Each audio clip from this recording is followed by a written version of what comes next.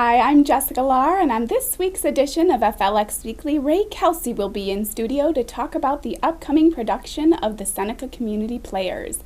David Sweat is now being held in Romulus, and some big events are on tap in Ithaca and Geneva. But first, a look at your weekend weather outlook.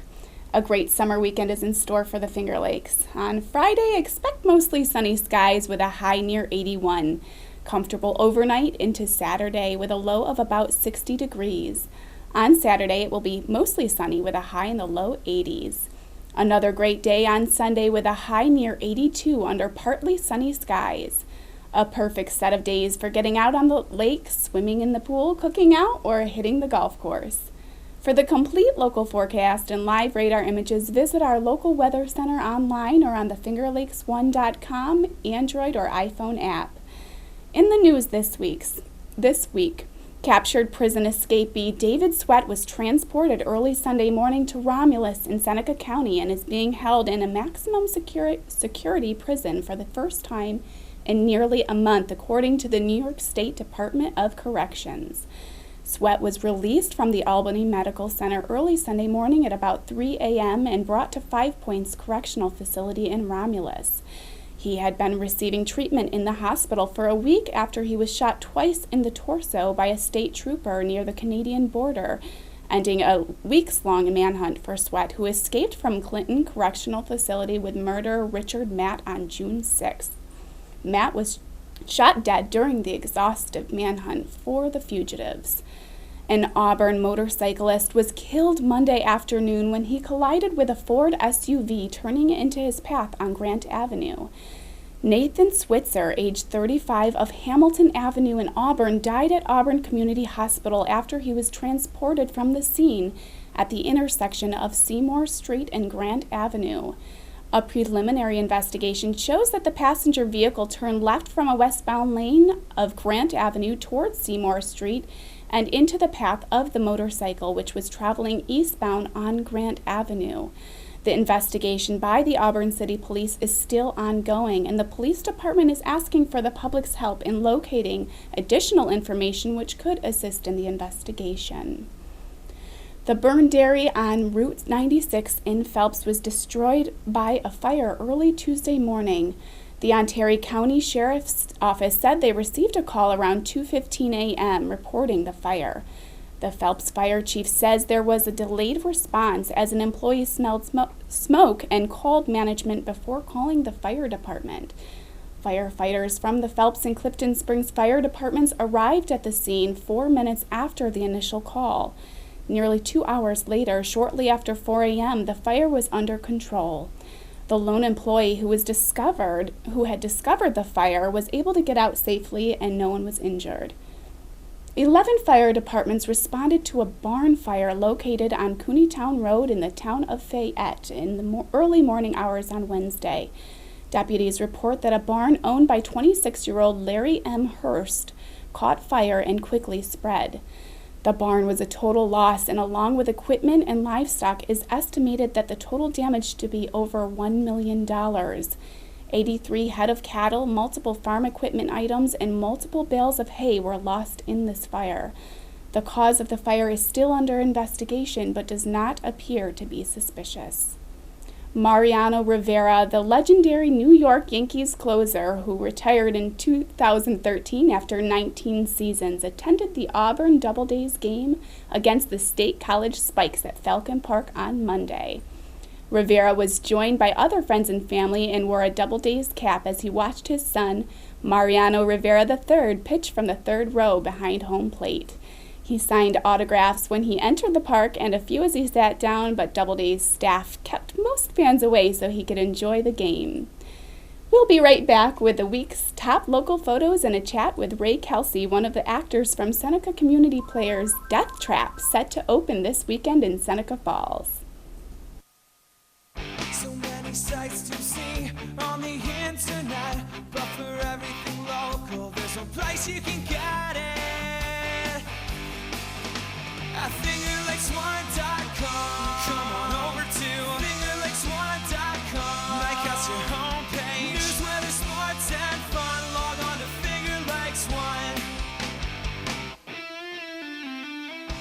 local news from over 40 sources, custom local weather, over 10 hours of live broadcasts and podcasts every week on your computer, tablet, television, or smartphone. 24 hours a day, 365 days a year. www.fingerlakes1.com. Come on and join the fun. Log on to FingerLakes1. www.fingerlakes1.com. Welcome back. Now for a look at some of our favorite local photos posted at fingerlakes1.com this week. Mark Baltasari captured a moment from a fantastic fireworks display that illuminated the sky over Van Cleef Lake in downtown Seneca Falls on Saturday evening to bring a picture-perfect Independence Day to a close in the Finger Lakes. Lilies are in bloom throughout the Finger Lakes, and these caught the eye of Rachel Burkholder as the amazing details were accented by the colorful lilies around them on Monday morning in southern Seneca County. Sunday was a beautiful day for a drive as Lisa Dupre stopped at Marcellus Falls, which was in full bloom in Onondaga County on Sunday afternoon. Chris Trine captured this horse grazing in the pasture over the July 4th weekend. She moved in over during the winter months and lives at the Cracker Box Animal Farm Haven in Alton, New York. The Seneca Falls Recreation Center's Summer Youth Soccer Program kicked in Monday morning on Minders Academy's Brock Field. Here, Jack Wagoner captured some of the future Abby Wambachs and David Beckhams. You can check out more recent local photos by clicking on the Photos link at the top of our homepage or by tapping the Photos tab on our app. In local theaters this weekend, moviegoers will have tons of choices with Minions, Terminator, Genesis, Ted 2, Jurassic World, Disney's Inside Out, and Magic Mike XXL, which are all playing in local theaters and cinemas. For movie times at theaters close to you, click on Movie Times at our homepage or on the FingerLakes1.com app. There is plenty to do if hitting the theater doesn't float your boat this weekend. The 12th annual Muscle Man Triathlon will be held in Geneva.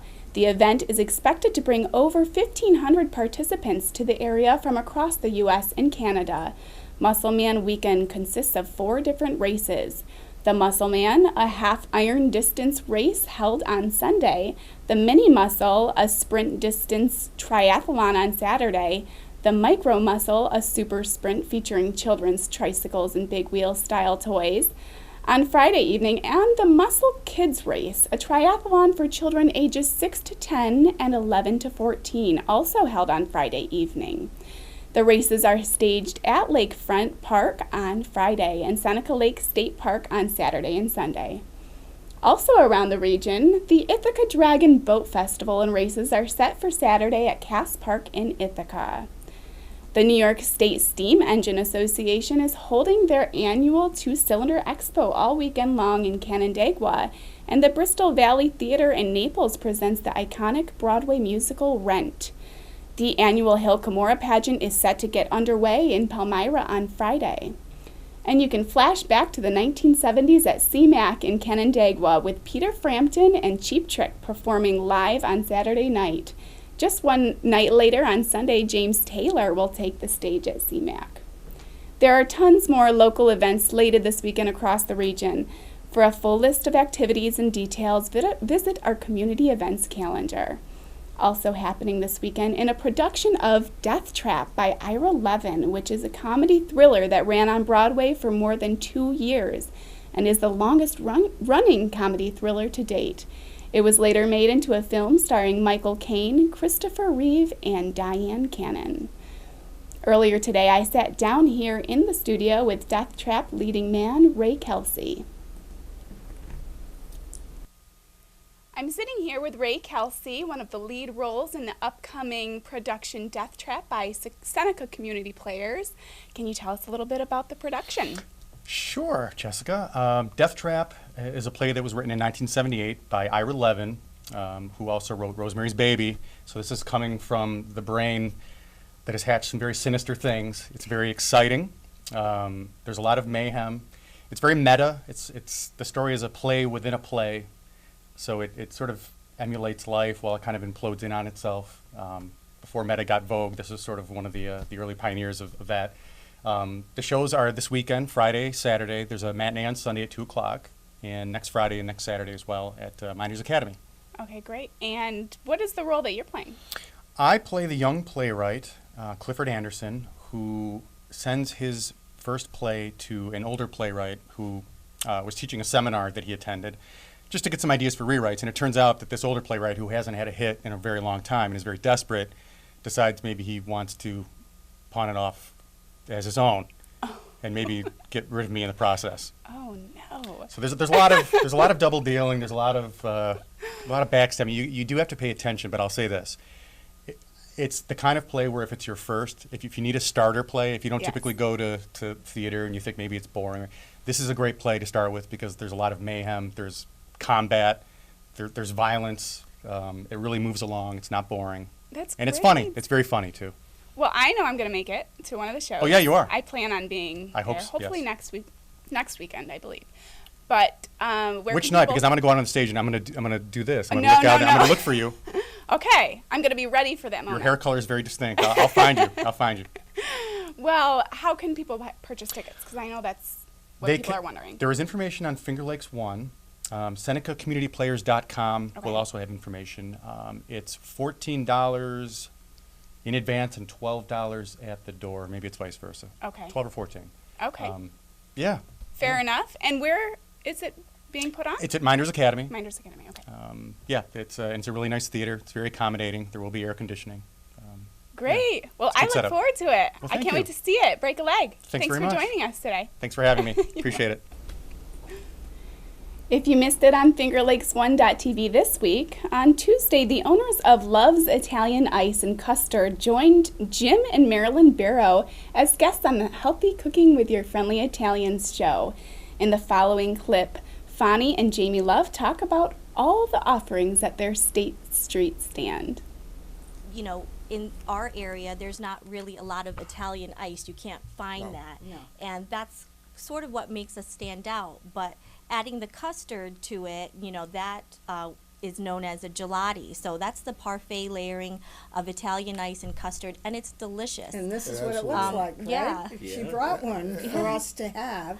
So this is what it looks like. You have the That- custard, and I don't know if you can get a picture of that inside, but if you see the red, that is the ice. Yes. So the custard's on top and the ice is in the middle. And that's a gelati, and I love them, and I get them, and I bring it home, and I have an emulsifier, and I put it, and I mix it all together, and you have all different kinds of flavors of Italian ice Absolutely. that are fantastic. How many flavors do you have? Typically, we try to keep it even, so we try to always have 6 to 8 different Italian ices in a rotation. You know, there's always certain flavors that are really popular. Right. And I taste all of them. And Good, what's your Phil. favorite? What's I your- don't have a favorite. Oh, okay. Okay. That's You a like good- them all, right? I love them all. He loves well, them they're- all. And they're- it's very important to have our little tasters. My daughter does the hard ice cream, and my son does the Italian Right. ices. No, and they, she does the custard. That's all she eats. She eats like she 7 a eats- day. Yeah, custard and Oh, Italian that's ice. good. And But s- yeah, go- we try to keep a nice rotation. Same thing with the hard ice cream. You'll find, you know, because we do make in smaller batches. Right. You know, typically when I make a batch of ice cream, I'm getting 2.5 gallon tubs. So the flavor comes out. Some days, some weeks, if it's a nice, busy, hot week, it's only gonna last a couple of days. Right. And then we either remake that same product or we bring a different flavor in. So everything's constantly turning, constantly changing. We're always having emphasis on freshness. Well, The it's fresher it freshness is, the better it tastes. and the quality of the ingredients that go into it. You could not make the custard that you make if it wasn't for the fact that you have these wonderful, rich flavors. It's the best I've ever tasted. And then on top of it, you know, you can go to a custard shop, you get vanilla, chocolate, and strawberry. Yes. Now here, you infuse all these different flavors. We have 29 different extracts that we can, you know, Don't it forget goes more. from apricot to watermelon.